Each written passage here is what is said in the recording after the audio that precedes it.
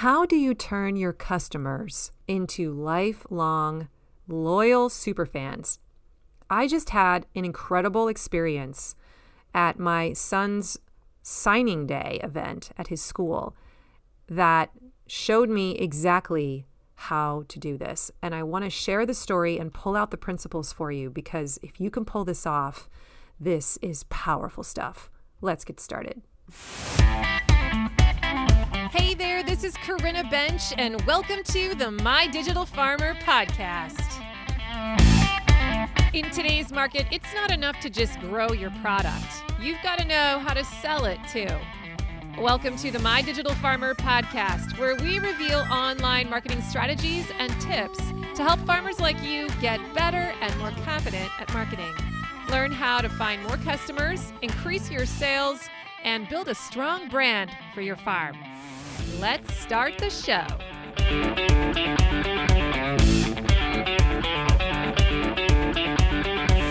Well, welcome to episode 294 of the My Digital Farmer podcast. I am your host, Corinna Bench, one of the farmers at Shared Legacy Farms out in Elmore, Ohio.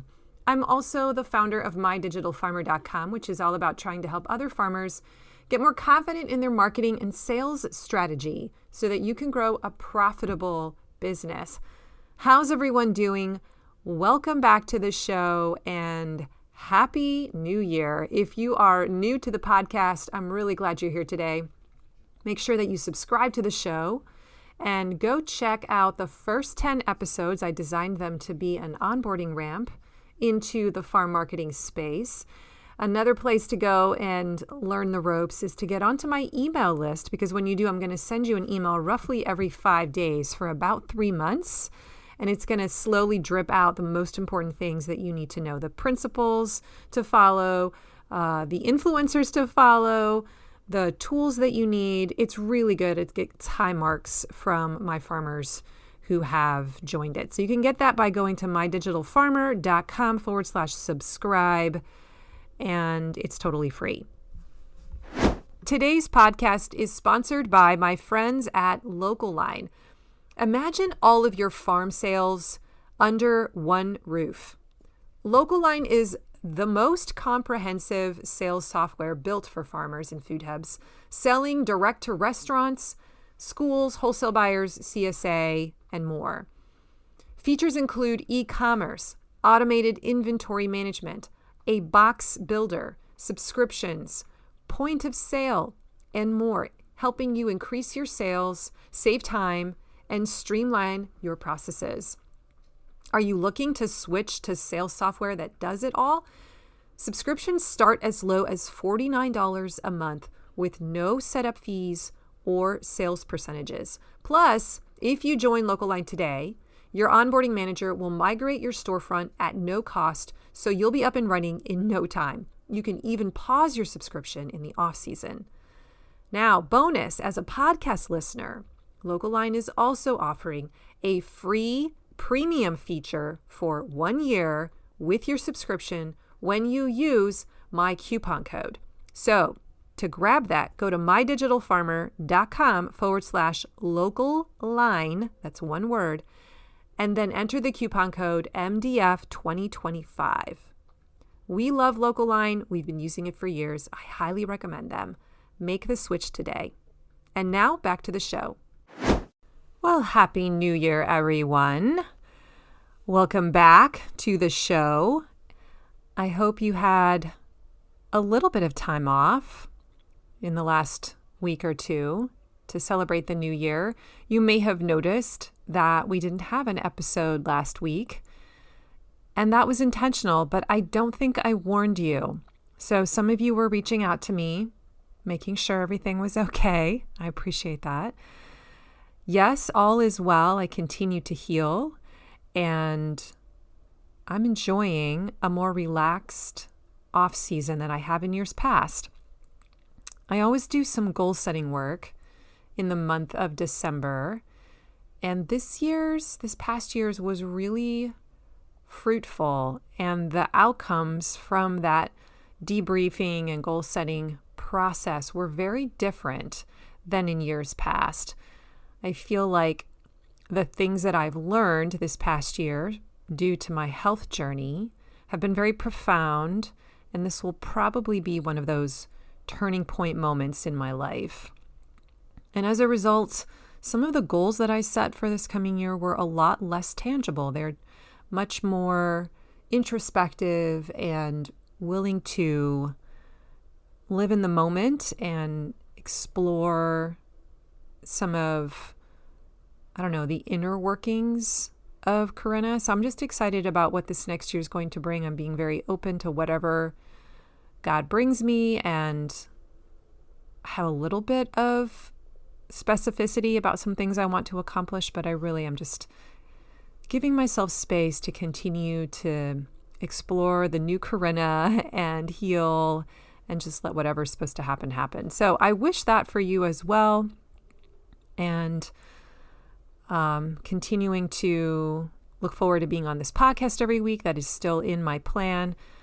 So let's get started with today's episode, which is actually coming out of an experience that I had this past December with my youngest son, Josiah. Periodically, I like to share stories on the podcast of real life things that happened to me, especially when I see a marketing principle in action. And so that's what happened in today's story. I'm going to share the experience with you. And as I share it, I'm also going to be pointing out some of the lessons, the marketing and sales lessons that I think are present in this story. So here's what happened.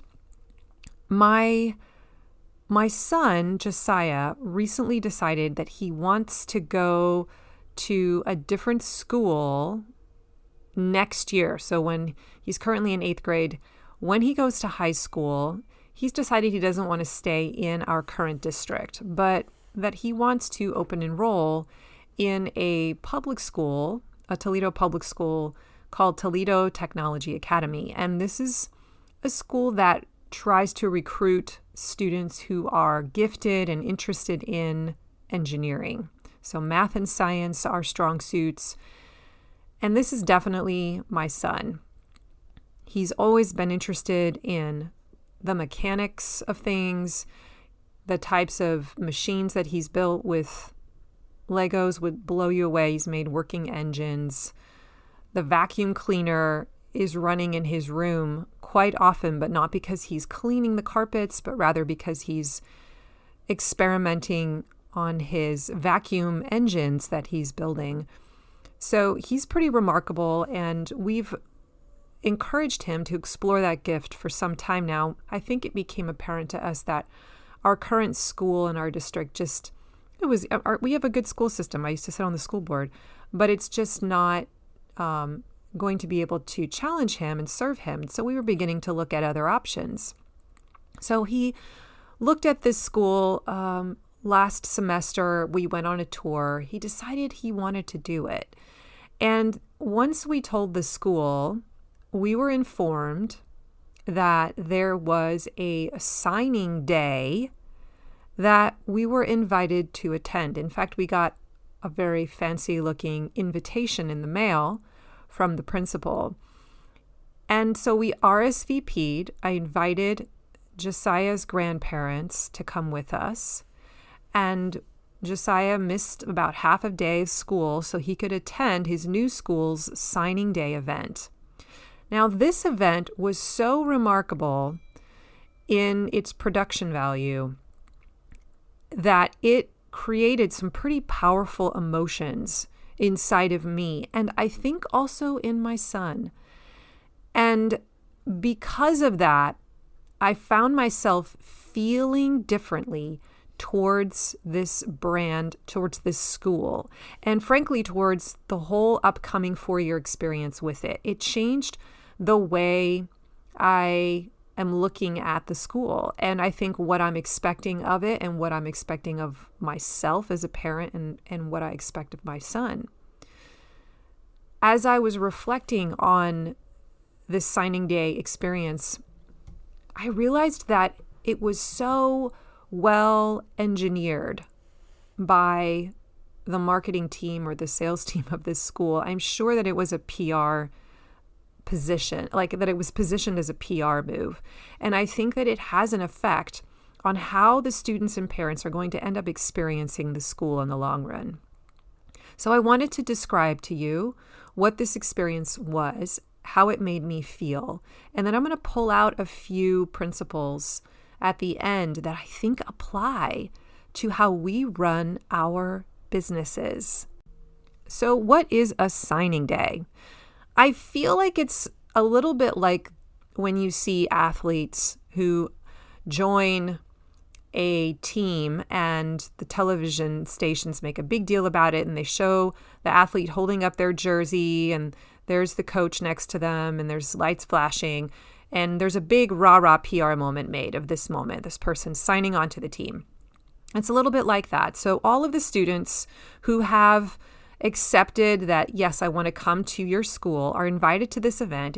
It's held in the auditorium, which is this beautiful space. This is a gorgeous building. It almost feels like a college building, college campus.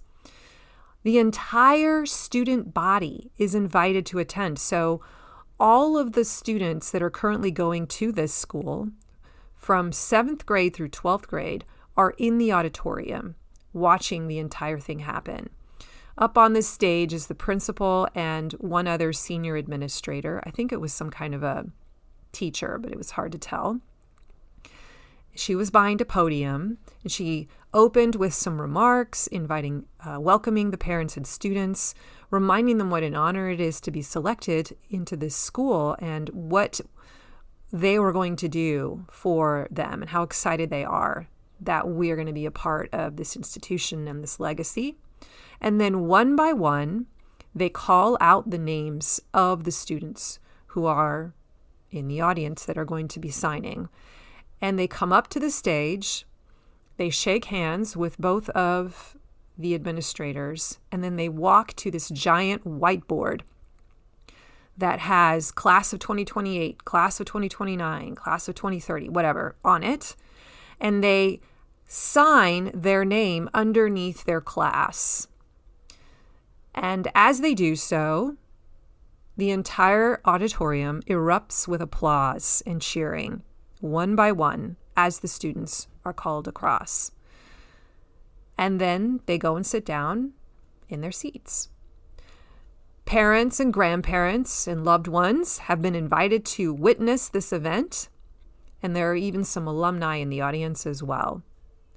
Afterwards, the TV cameras, because yes, the local TV media had been invited to this, interviewed some parents and students about why it is that they chose to go to Toledo Technology Academy and why they're excited about it. And then afterwards, there was a reception in the dining hall with cookies and coffee and tea. And when you left, you were given a gift bag with a bunch of Toledo swag inside for free, and a sign, a yard sign to put out in your yard that proudly states that you have been accepted into the Toledo Technology Academy class of 2029 or whatever. So I just want you to imagine all of that happening in about 30 minutes of time. There were 5 students in my son's class that were signing that day. There were a whole lot more signing up for the next 7th grade class, since that's the big class where most of them enter. And because my son was entering in kind of midway, most people begin in 7th grade. He's coming in the 9th grade year. There aren't as many spots open for his particular grade. Since some of the students drop out at the end of every year, they don't make it, they don't cut it, they don't make good grades, or they decide they don't like it, there's always a few spots that open. And this was sort of the last chance that Josiah had to enroll, and there were enough spots for him to get in. So it felt, I bring this up because it felt even more special to get in at this stage in the game, because there's more competition for those final spots. Okay, so at the end of this presentation, I felt so proud of my son. Now, I already feel proud of him and I see immense gifts in him, but this event made me feel something else, like just more elevated. I sensed that it was an honor to go and to this school, to get into this school, that we were lucky to have been chosen. I got this feeling that they saw something special in my son, which is why they let him in. I felt proud that we were going to be going to a school that clearly had such a bar of excellence. And I felt confident that they were going to be able to deliver an incredible experience to him and that we would be in good hands for the next 4 years. And I was grateful that they were making a big deal about this and that they were welcoming us. This huge body of students behind us cheering in my son and making him feel like this is where you should come. You fit in here. This is where we engineering folks hang out. You belong. That's a really powerful feeling. And I ultimately walked out of that auditorium on fire for Toledo Public Schools, wanting to be the most loyal super fan parent that I could be. And I guess loyalty is what comes to mind the most. I felt more loyal because of this event. And what's interesting is that they didn't have to have this event. They could have just said, you got in. Congratulations. I would have been very happy with that. Sent me a nice letter signed by the principal. We could have celebrated that and then, sent me some emails to onboard us and let us know here's what you need to do to actually open enroll and here's what you do on the first day of class. That would have been, bare minimum what I would have expected. To create this special event and make a really big deal about it was a little over the top. And yet by doing so, it created an extra element of wow and loyalty. So I wanted to spend the rest of the episode reflecting with you on why was this event so effective? Why was it so powerful? What were the principles at play here that were creating a loyal new student, new parent? And how did this, event orchestrate that feeling in me? And what can we learn from it as marketers of a farm business? Because after all, a student is kind of like a customer. And the parent is, buying into this school, into what the school promises. And the school needs to deliver on what they promise. And they guide the student through a customer experience, a learning experience over the next 4 years. And if they do a good job and the family has a good experience, we will be loyal alumni that will talk up this school, right? And so how do we do this kind of work with our customers? What does this story teach us? So the first thing that I want to point out to you is that they created a moment of recognition in the customer journey. My son was celebrated in a highly public way with the entire student body, principal, TV crews cheering him on, alumni. And this public acknowledgement made our whole family feel valued, noticed, worthy, special. And I think when you think about the implications for your business, customers crave recognition for their decisions, for their skill sets within your product. They crave recognition for their loyalty. Have you noticed this? I'm sure you can think of some examples where you have praised someone in your group. I do it quite often inside my private Facebook group for my CSA members where I will just lift up one of the people in there and point them out as a superstar. Publicly acknowledging and celebrating them can elevate their sense of belonging. And now they feel more committed than ever to your brand. So I think that's what was going on here. It was the first act in our relationship with them is to create a moment of recognition. So I was thinking about, if you're a CSA farm, what could this look like? And it could be as simple as spotlighting your CSA member on social media or writing up something in your weekly newsletter about one of your clients, or having a section where you highlight 3 or 4 superstars in your CSA and why you're mentioning them this week, or giving one of the CSA members in your group a title like Grill Master. I know Bob Sini is sort of known as the ultimate baker in our group, and Brian Hammer is this Grill Master. Giving them these titles makes them feel like they're noticed. So that's just one simple way that you can acknowledge this. But you could also do something like hosting a welcome event for new subscribers periodically in your schedule, or for new CSA members when they're introduced to your farm family, and make a big deal about it. Those are just 2 that came to the top of my head, but I want you to just ruminate on this principle here of creating a moment of recognition in the customer journey, either at the beginning when they first start, or even periodically throughout the journey as they progress through you. Maybe when they hit certain milestones that are a big deal in the growth and development of a typical customer, you celebrate that in some way and you recognize them. So what does that look like for you? Okay, the other principle I saw here at play was elevating the value of participation. So this event framed the act of being accepted into the school as a big deal. It had a formal ceremony.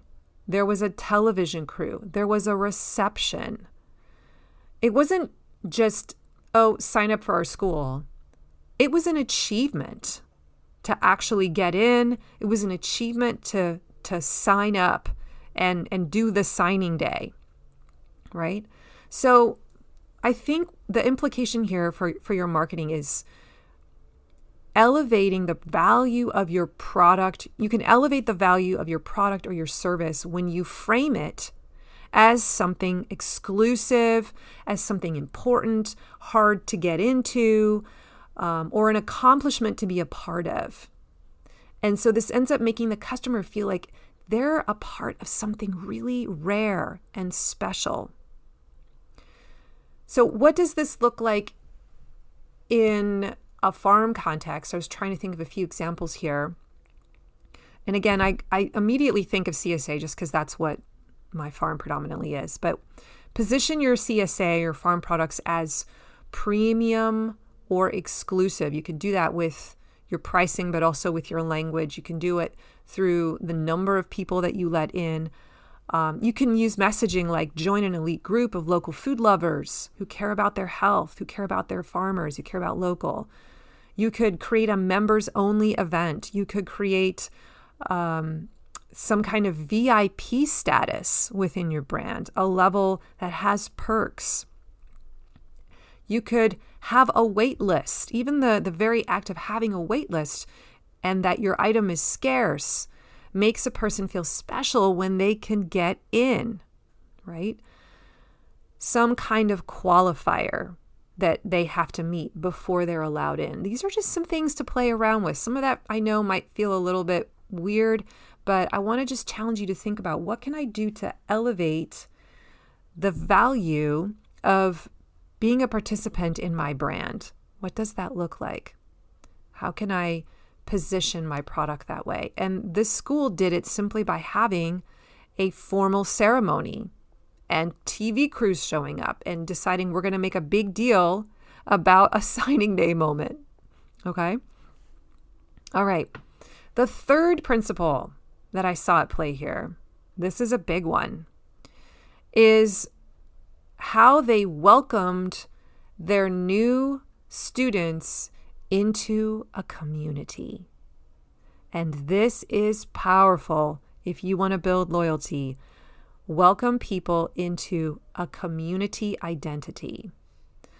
The cheering of the crowds. You know what it reminded me of? It reminded me of the Harry Potter book. When, if you're a Harry Potter fan like we are, when Harry Potter first goes to Hogwarts, his first year, and he has to get assigned to one of the different groups.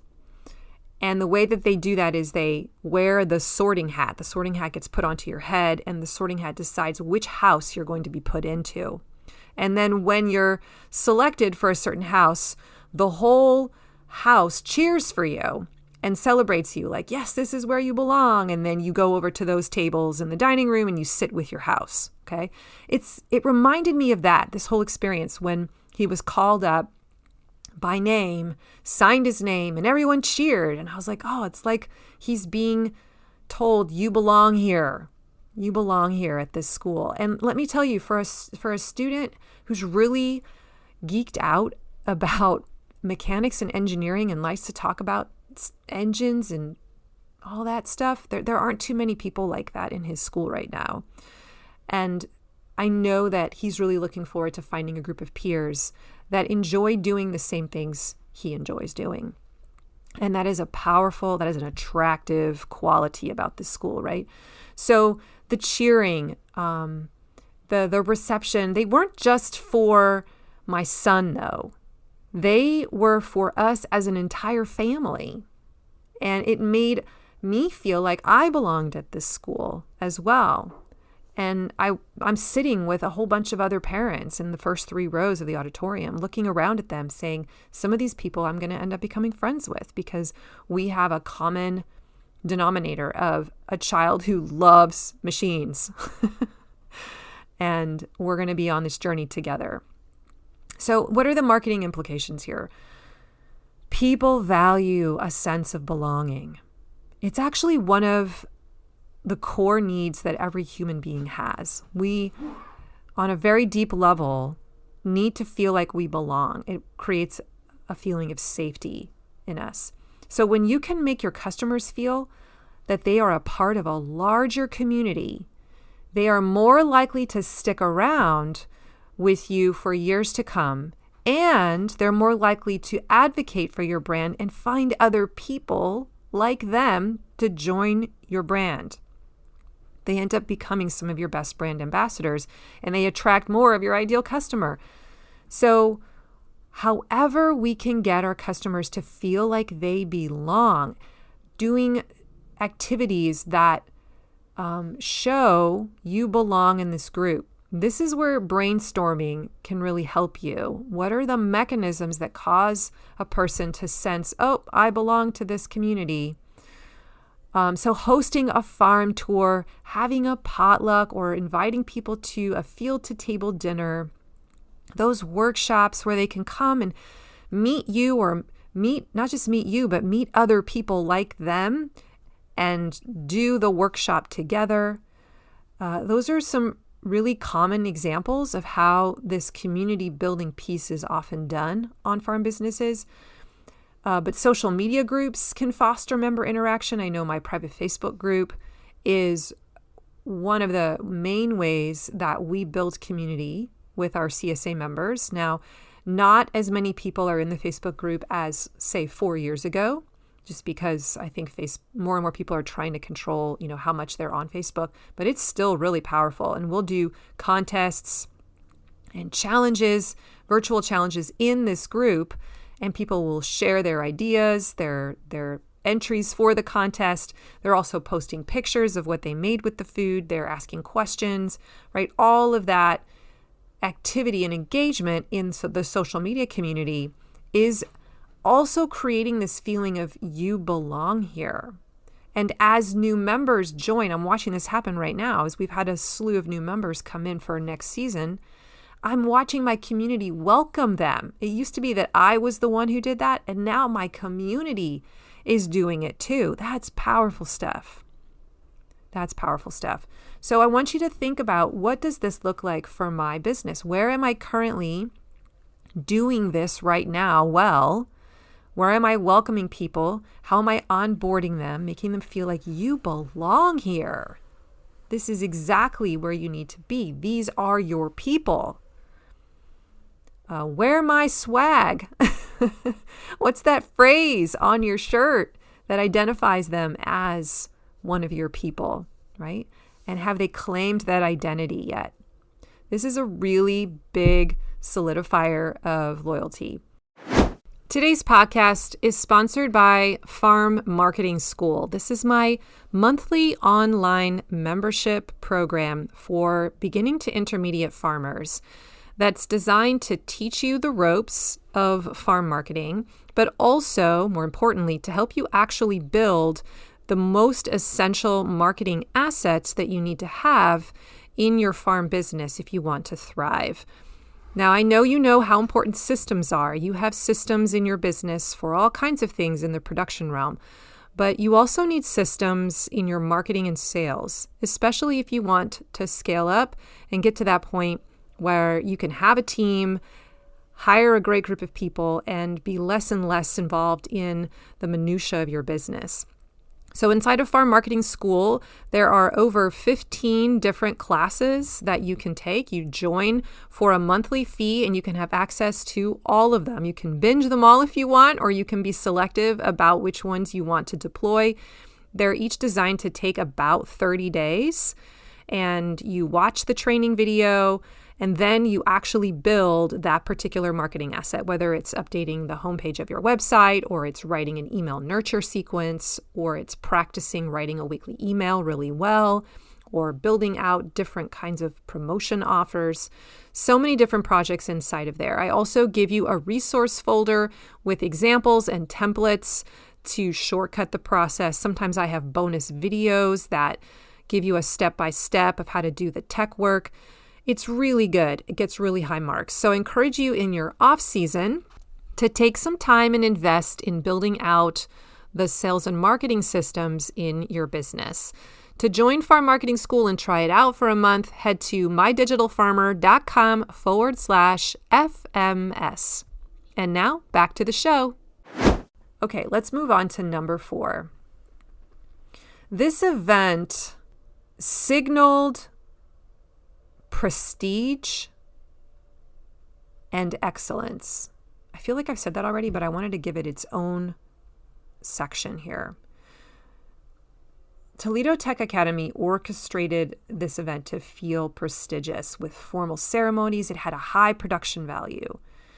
And what this did was this communicated to me that the school was a place of excellence, and that enrolling was something to be proud of. The fact that he got in was something I should be proud of. We were walking the halls to go to the reception afterwards, and I was just in awe of the building. I mean, the environment was helping here.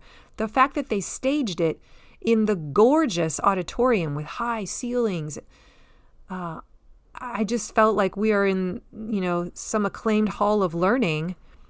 And the whole thing just felt that elevated, like I was in some kind of college campus. So how you present your brand matters. I guess that is sort of the implication from this. A polished, professional experience is going to elevate your perceived value, and it's going to make your customers feel like they're making a wise investment. A lot of you guys are luxury products. The way that you've positioned the price of your brand essentially has marked you as somewhat of a luxury item. And that right there automatically sets you apart as a place of prestige, a place of excellence. And I think that's a good thing, to show that you value your product, and they should too, and they should be willing to pay for it. So as I was thinking about examples of how this plays out in a farm business, the obvious first one that came to mind was just investing in high quality branding and high quality packaging for your products that can communicate excellence. Beautiful curated events like those farm to table, those long table events. We always have at least one a year. And part of that is its position at the end of the season And I pay attention to the aesthetics of that and the price point of that because I want people to feel elevated. I want them to feel like this is a special community that I'm a part of, that I get to be a part of. There's a little bit of prestige, a little bit of status involved in being a part of this community. And it reflects the care, the excellence, the quality behind my farm. So making our CSA or our online store feel premium, we can do that by really watching how we build that polished customer experience, right? All right, number 5. I have a couple more I wanted to bring up here. This event anchored an emotional experience. It took me a long time to figure out that phrase. Anchors the emotional experience. So this event wasn't just a functional event. It wasn't just like a transactional thing. We've got to do this. Come sign your name, blah, blah, blah, blah. He didn't have to sign his name. He could have just said, I want to do this. But they created this moment. Let's have him sign his name on a whiteboard. And that's going to create some extra buy-in and some emotion. And it did. It was deeply emotional. Seeing my son celebrated like this sparked pride. It sparked joy, which I now associate with the school. Are you catching that? That emotion has been imprinted on my entire impression of the school, and they engineered that. So here's the marketing implication. This is a big one. Emotional moments create lasting memories, and they create loyalty.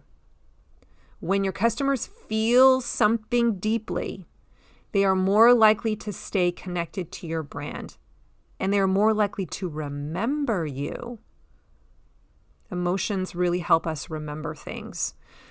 I caught on to this principle when I was in ministry many, many years ago as a youth minister.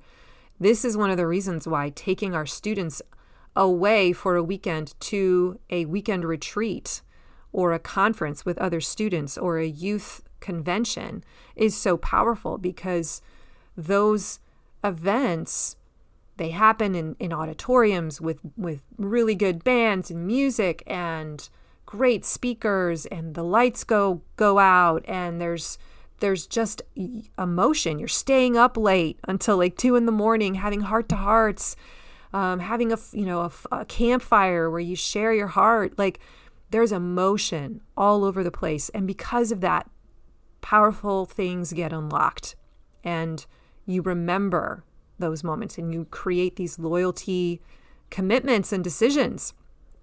And so that was something that I learned firsthand, how emotion can really be a driver for building loyalty and commitments and decisions in people. So when you're thinking about how do I create a loyal customer, I want you to start brainstorming, how can I create emotional reactions in them? How can I create events that will spark emotions?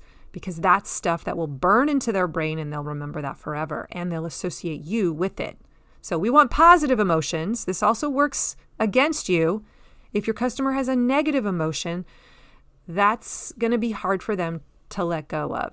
You'll have to work, 5 times as hard to give them 5 times as many good experiences and good feelings to overcome that one negative one. So think about that.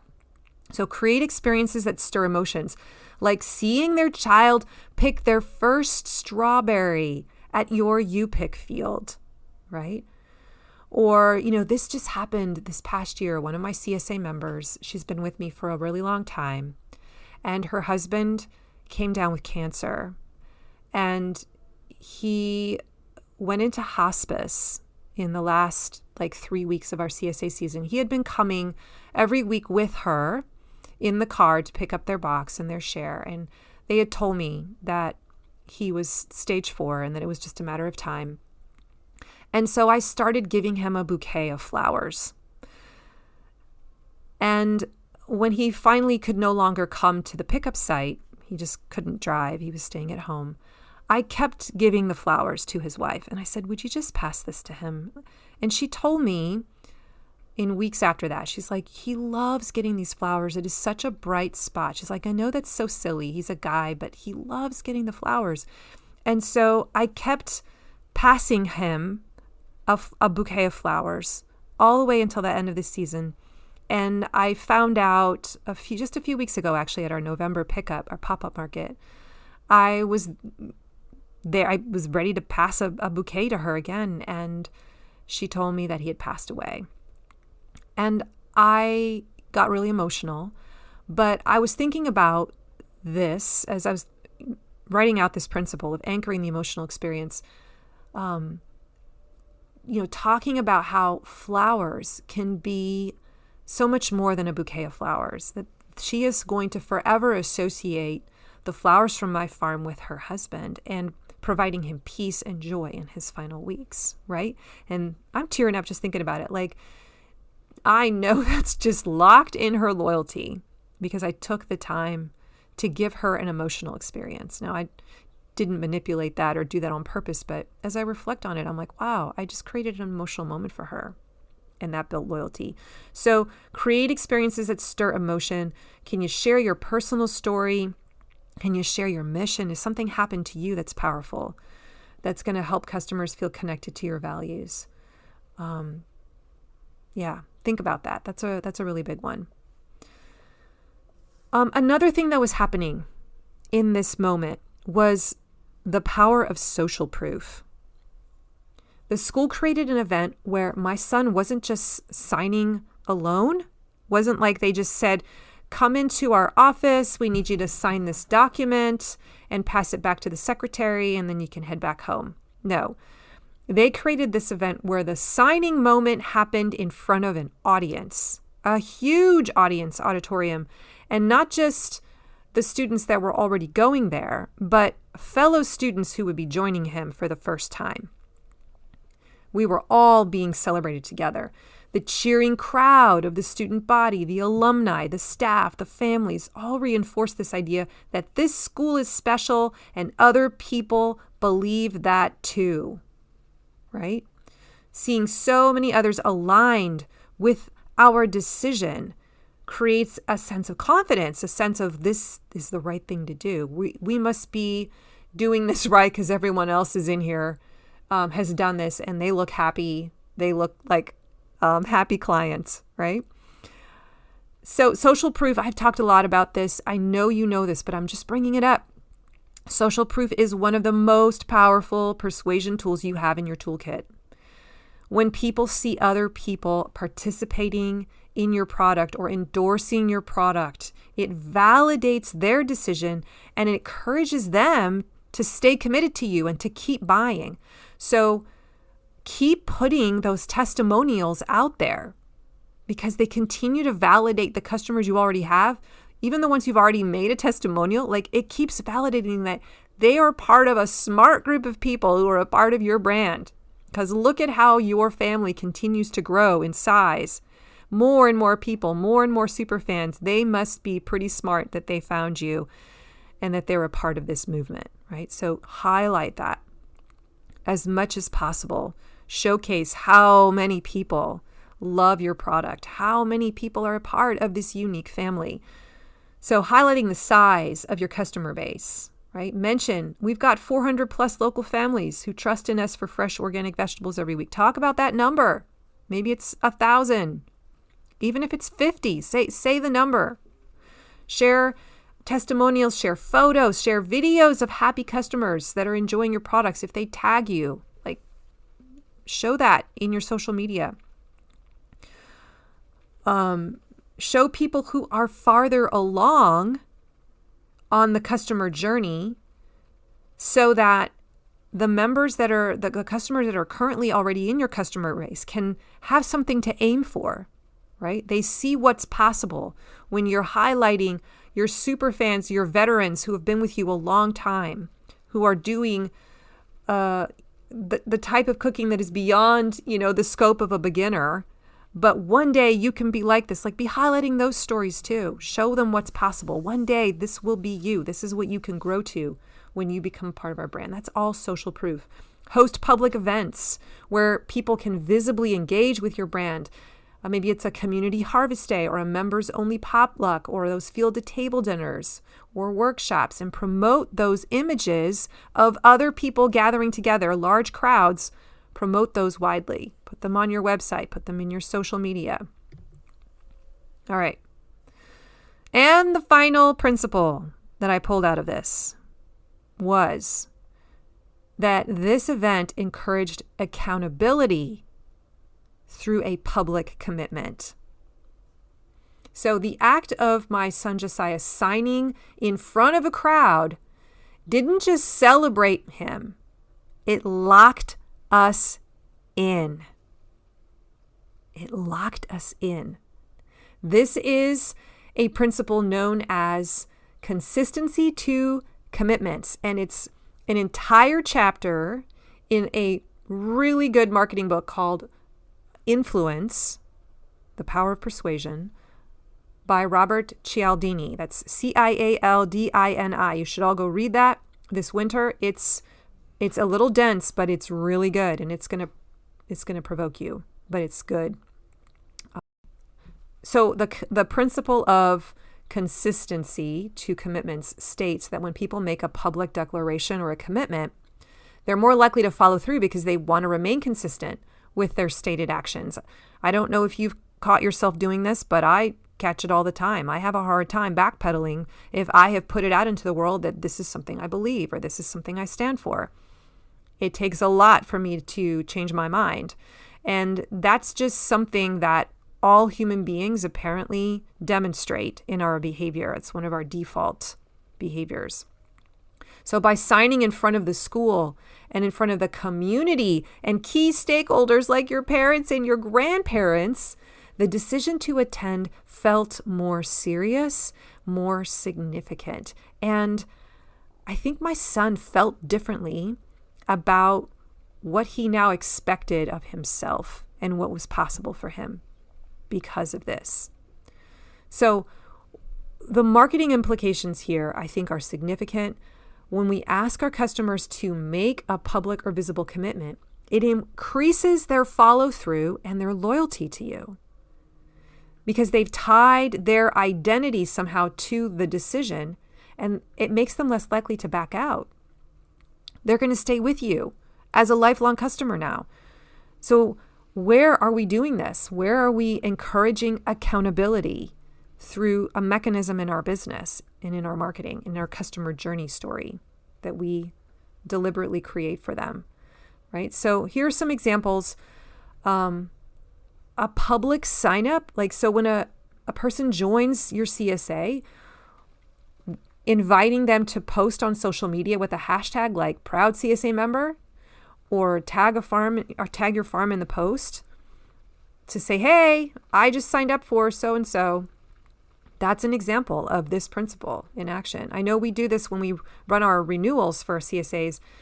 I tell people in a post in the Facebook group, hey, once you've signed up, let us know in the comments below. And that's one of our most popular posts all year long because there's over 175 comments because everyone's saying, I'm in.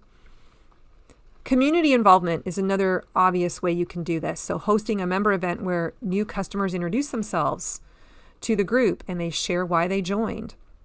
You could have an on-farm celebration where you have members plant their flag, quote unquote, by signing a farm pledge board, or they can take a photo holding a sign that says, I joined Shared Legacy Farms, and put it out in their yard. That's part of what was going on there when Toledo Public gave us that yard sign. They want us to publicly state we are a part of this community and proudly put it out in our yard. And it also helps advertise. And then, like I said, during your renewal push, you can create an event or a virtual experience where members have to publicly recommit to the next season. Think about what could that look like? Are there some other things that come to mind as you brainstorm that? But this is another powerful suggestion. So the school didn't just have us sign a piece of paper. It orchestrated a meaningful experience that turned us into a loyal, proud advocate of this school, of this brand. And you can do the same thing by intentionally designing moments in the customer journey that recognize and celebrate the customer, that elevate the value of your product and service.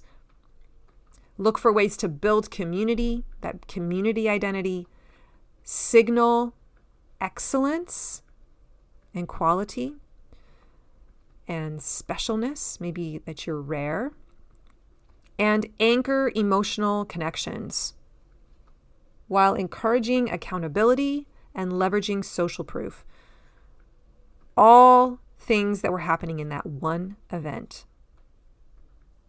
Think about how you can apply these principles at key touch points in your customer journey, whether it's at sign up, whether it's in your packaging, whether it's during a farm event, in your social media, on your storytelling, in your emails.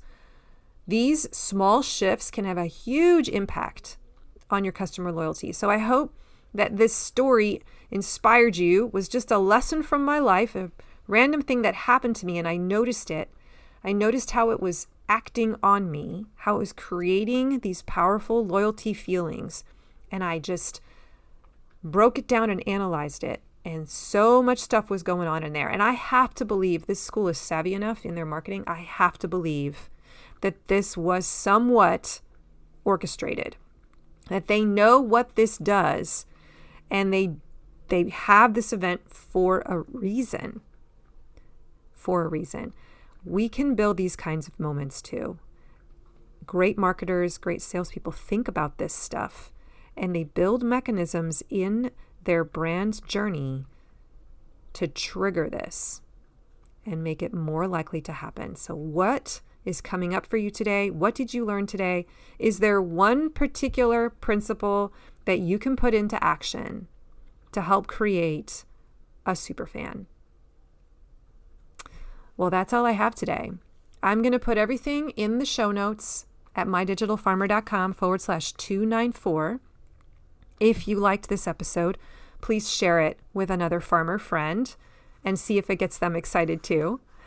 You can also leave me a rating or a review on Apple Podcasts. That actually really helps more and more farmers find out about this show. I'm always trying to grow more savvy farmers in the marketing space. And I know that this stuff in this podcast will help them. So if you can help me get the word out that we exist, I am forever grateful to you.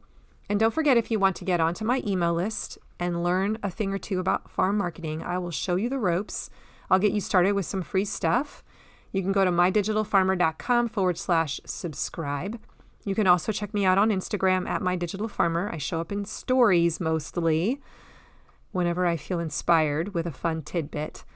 And I'm also looking for podcast guests. So if you have a great guest you'd like to see on the show, or if you have a story to tell, please reach out to me at mydigitalfarmers@gmail.com. Thank you for joining me today. Have a wonderful week, a fabulous new year. And remember, I believe in you. This is your year. Take care. Bye-bye.